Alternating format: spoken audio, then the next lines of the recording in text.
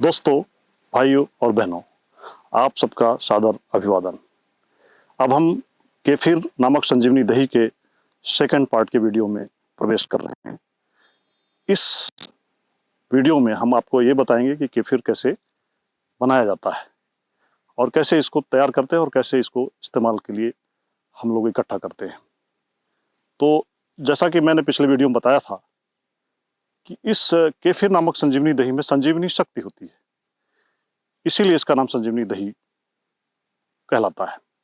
तो इस संजीवनी शक्ति वाले दही, जिसे हम केफिर कहते हैं, इसमें वो विशेषताएं जो हमारे जीवन को दीर्घायु कर सकती हैं, निरोगी कर सकती हैं, विकार रहित कर सकती हैं और हर प्रकार के दोषों से मुक्त कर सकती हैं। तो जैसा कि विज्ञान आज की डेट में बहुत आगे बढ़ चुका है, लगातार जीवन को स्वस्थ और दीर्घायु बनाने के लिए, लंबी आयु पाने के लिए, लंबा जीवन कैसे जिया जाए, इसके लिए लगातार अनुसंधान हो रहे हैं और डॉक्टर और वैज्ञानिक इस निष्कर्ष पर पहुंचे हैं। ये जो हमारा पूरा शरीर का सिस्टम है, ये जो हमारी पूरी शरीर की प्रणाली है, ये जो हमारे शरीर का पूरा प्रोसेस है, ये बैक्टीरिया द्वारा संचालित है। और लुई पास्चर से लेके तमाम वैज्ञानिकों ने बैक्टीरिया और वायरस के ऊपर अनेक अनुसंधान किए और वे इस निष्कर्ष पर पहुंचे कि हमारे जो शरीर में है दो प्रकार के बैक्टीरिया पाए जाते हैं, मित्र बैक्टीरिया और शत्रु बैक्टीरिया। अब जब शत्रु बैक्टीरिया की बात आती है तो उसको मारने के लिए एंटीबायोटिक बनाए गए, लेकिन मित्र बैक्टीरिया को की संख्या बढ़ाने के लिए, मित्र बैक्टीरिया को संग्रहित करने के लिए, मित्र बैक्टीरिया की संख्या बढ़ाने के लिए प्रोबायोटिक की जरूरत होती है। ये प्रोबायोटिक का कंसेप्ट जब से आया तब से दुनिया में जो भी सबसे उपयोगी प्रोबायोटिक्स हैं उनके बारे में अलग से अनुसंधान किए गए और ये पाया गया कि दुनिया के जिन भागों में, जिस इलाके में लोग सबसे अधिक समय तक जीवित रहते हैं, उस इलाके के लोग प्रोबायोटिक्स का सेवन करते हैं। और इन प्रोबायोटिक्स में सबसे अच्छा प्रोबायोटिक्स ये केफिर कहलाता है। केफिर ये जो प्रोबायोटिक्स है, सबसे अच्छा प्रोबायोटिक्स इसलिए माना जाता है कि उसमें लैक्टोबैसिलस जो बैक्टीरिया होते हैं उनकी संख्या, उनकी कई प्रजातियां पाई जाती हैं और इसकी वजह से ये सबसे उपयोगी, सबसे मित्रवत व्यवहार करने वाले शरीर के साथ और सबसे बेहतर स्वास्थ्य को प्रदान करने वाले बैक्टीरिया इसी केफिर नाम के पदार्थ में पाए जाते हैं। इसीलिए चूंकि ये पदार्थ, केफिर जैसा पदार्थ जो होता है, केफिर नाम का जो पदार्थ है, ये दही जैसा होता है, लेकिन दही में जो गुण होते हैं उससे कई गुण, दही भी एक प्रोबायोटिक है, लेकिन दही में जो प्रोबायोटिक के गुण होते हैं उससे कई गुण इस केफिर में पाए जाते हैं। तो इस केफिर को कैसे बनाया जाता है, कैसे इस्तेमाल किया जाता है, कैसे हम अधिक मात्रा में बनाते हैं, क्या क्या चीज़ों की जरूरत पड़ती है, इसके बारे में मेरी श्रीमती उर्मिला गर्ग आपको आगे का जो इसको बनाने का तरीका बताएंगी और मैं उनको यहाँ पर आमंत्रित करता हूँ कि आएँ और केफिर बना के आप सबको दिखाएं। तो जैसा कि आप टेबल में देख रहे हैं, 3 ग्लास के जार रखे हुए हैं जिसमें ये दूध है, ये बना हुआ केफिर है। मैं आपको ये बताना चाहता हूं कि इस केफिर के अंदर केफिर ग्रेन्स पाए जाते हैं, जिसको हम केफिर के दाने कह सकते हैं, क्योंकि ये जो केफिर का जो बैक्टीरिया होता है वो दाने दाने करके अपनी कॉलोनी बना के रहता है। तो इस केफिर नामक संजीवनी दही को बनाने के लिए हमें किस किस चीज़ की जरूरत पड़ती है, ये सारी चीज़ें आपके सामने टेबल में रखी हुई हैं। और जैसा कि मैंने बताया कि इसमें संजीवनी शक्ति पाई जाती है, तो संजीवनी शक्ति इसलिए पाई जाती है कि इसमें जीवित बैक्टीरिया होते हैं और जीवित बैक्टीरिया होने के कारण इसका निर्माण करने के लिए, इसको तैयार करने के लिए कोई भी ऐसी वस्तु का इस्तेमाल नहीं किया जाता जिससे बैक्टीरिया को कोई हानि पहुंचे। उदाहरण के तौर पर अगर हम इसमें मेटल के जार यूज करेंगे या मेटल के बर्तन यूज करेंगे तो वो बैक्टीरिया उसको लाइक नहीं करते हैं, बैक्टीरिया उससे आहत होते हैं। इसलिए हमको ध्यान रखना है कि सिर्फ कांच के ही बर्तन यूज करना है। इसीलिए आपके सामने ये 3 कांच के जार रखे हुए हैं। इसी प्रकार से जब इसको केफिर को अपन छानेंगे तो उसमें या तो कांच का बर्तन हो या प्लास्टिक का हो। इसी तरह से जब इसको छानने के लिए अपन छन्नी का यूज करेंगे तो किसी प्रकार से मेटल की छन्नी नहीं होनी चाहिए। इसके लिए प्लास्टिक की छन्नी वो डबल लेयर वाली यूज की जाती है।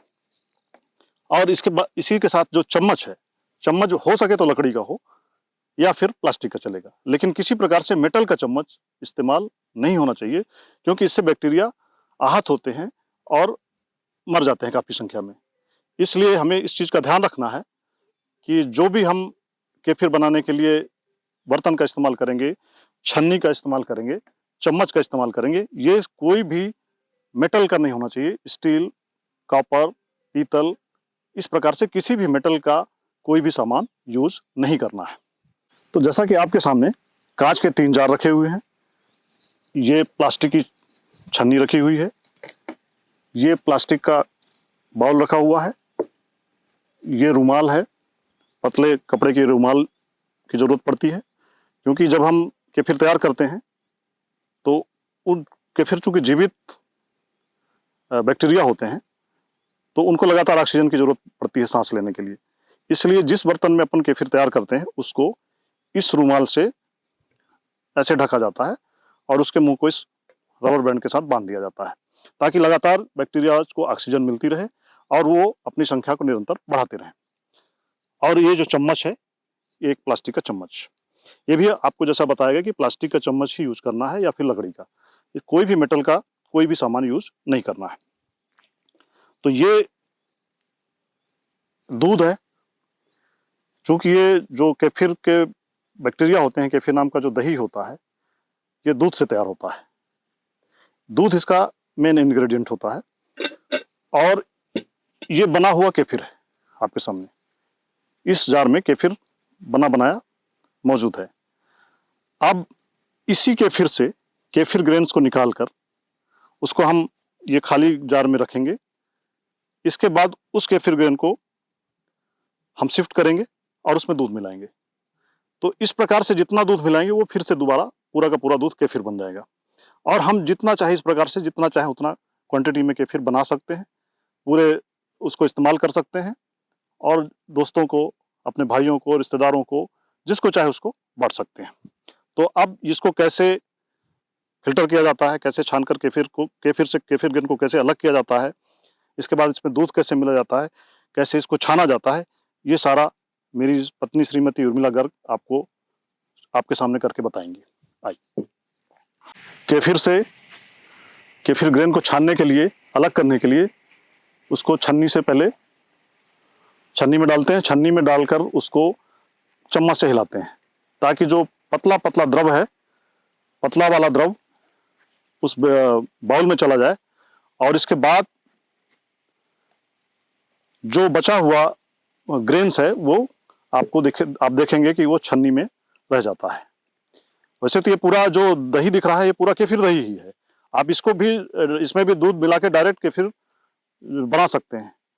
और अगर आप इस जो बने हुए दही को इस्तेमाल करना चाहते हैं तो उसको आप छन्ने से छान लीजिए, तो जो बचा हुआ ग्रेन है उसको फिर आप शिफ्ट कर दीजिए और इस दही में फिर से अलग से दूध मिला दीजिए, तो आपको और ज़्यादा क्वांटिटी में आपका ये केफिर तैयार हो जाएगा।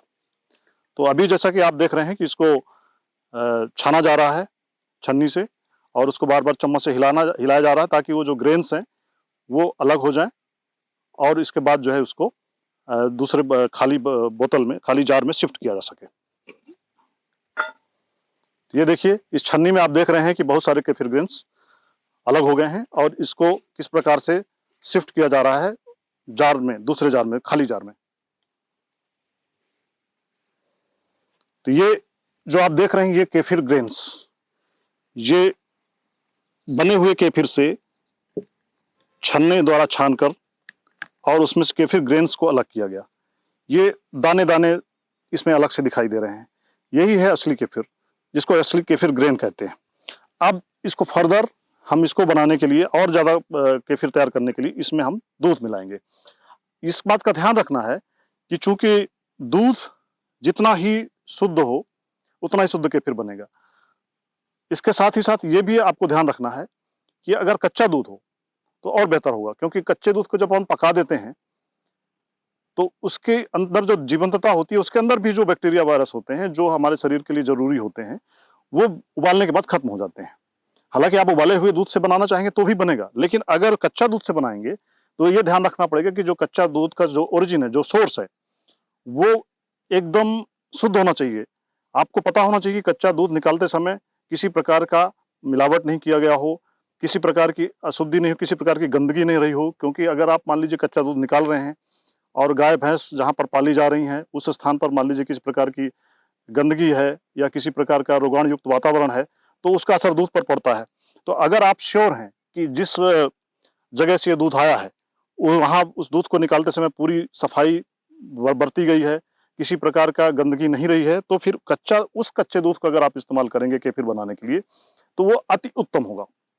अदरवाइज अगर आप चाहते हैं कि उसको पक्के दूध से बनाना है, पके हुए दूध से बनाना है, अगर आप श्योर नहीं है कि जहाँ से दूध आ रहा है उसमें पूरी सफाई रखी गई होगी, साफ सुथरा होगा या उसमें किसी प्रकार की जो है कंटामिनेशन नहीं होगा, तो फिर आप उस दूध को उबाल कर ठंडा करके जो है उसको इस्तेमाल करेंगे। क्योंकि किसी प्रकार से गर्म अगर दूध को इस्तेमाल करेंगे तो गर्म से बैक्टीरिया मर जाएंगे। इसलिए आपको ध्यान रखना है कि दूध हमेशा ठंडा होना चाहिए। अगर पका हुआ दूध भी आप इस्तेमाल करते हैं तो दूध एकदम ठंडा होना चाहिए। किसी प्रकार से दूध में किसी प्रकार की गर्मी नहीं बची रहनी चाहिए। अदरवाइज अगर उसको फिर गर्म दूध को आप इसको केफिर ग्रेन्स के साथ मिलाएंगे तो केफिर ग्रेन्स के अंदर जो बैक्टीरिया है वो समाप्त हो जाएंगे। इसलिए आपको इन सब चीज़ों का विशेष ध्यान रखना है। अब आपको बताएंगे कि किस प्रकार से जो केफिर ग्रेन्स को अलग किया गया उसमें दूध को कैसे मिलाया जाता है।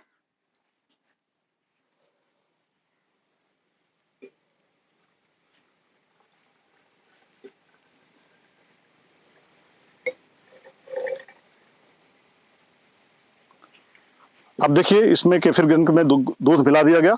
अब इसको रूमाल से ढकना है।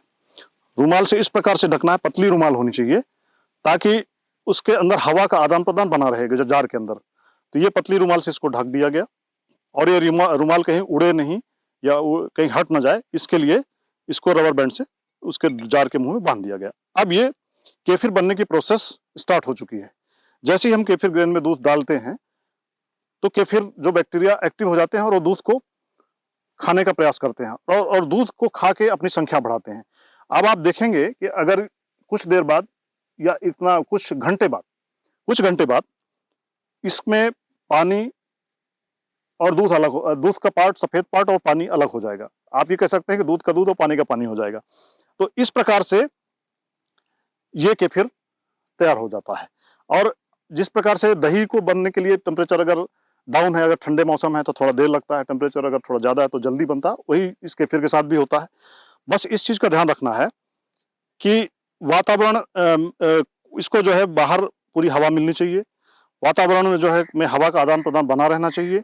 और इस प्रकार से आप इसको जब देख लें कि ये तैयार हो गया है तो फिर उसी तरह से इसमें केफिर ग्रेन्स को आप फिल्टर करके दूसरे जार में शिफ्ट कर दें, उसमें दूध मिला दें और फिर से नया केफिर तैयार करके आप इस्तेमाल करते रहें। इस प्रकार से ये सिलसिला लगातार जारी रहेगा और आपका केफिर का जो खजाना कभी खत्म नहीं होगा।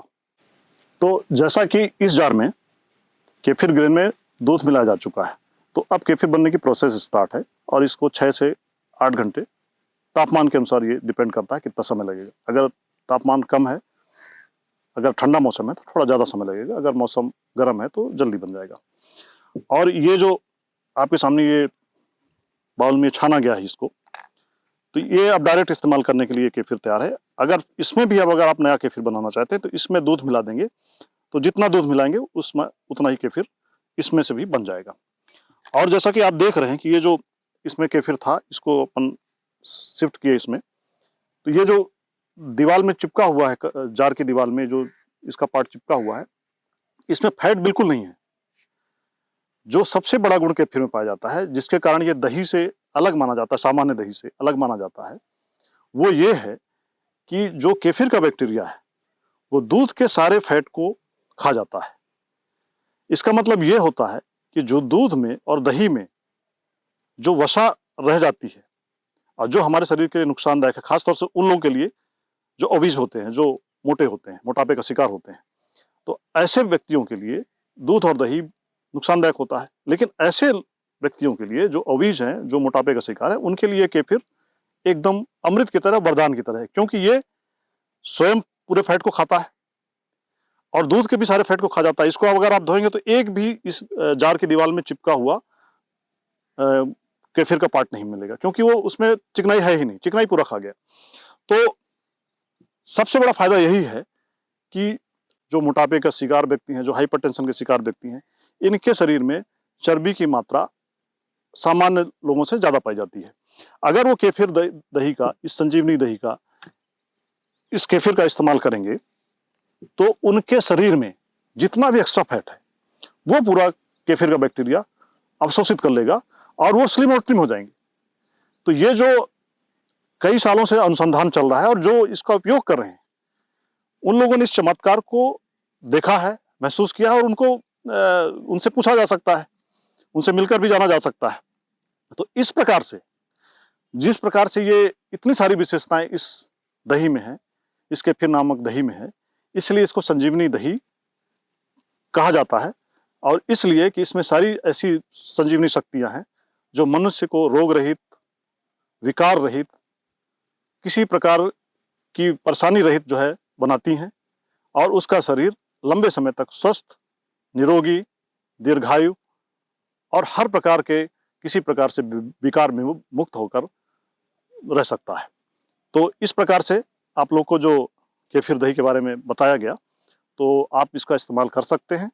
लेकिन इस चीज़ की सावधानी आपको बरतना है, जैसा मैंने पहले वीडियो में बताया था कि कोई भी चीज़, चाहे वो कितनी भी अच्छी क्यों ना हो, कितनी ही अमृत जैसी क्यों ना हो, लेकिन आपको अपने शरीर में उसको थोड़ी मात्रा में ही शुरू में इस्तेमाल करना होता है। इसलिए अगर आप इसको इस्तेमाल करना चाहते हैं तो 1 हफ्ते तक 1-1 चम्मच इसको इस्तेमाल करें, सेवन करें, और जब ये आपके शरीर में अडॉप्ट हो जाए तब इसकी मात्रा आप बढ़ा सकते हैं।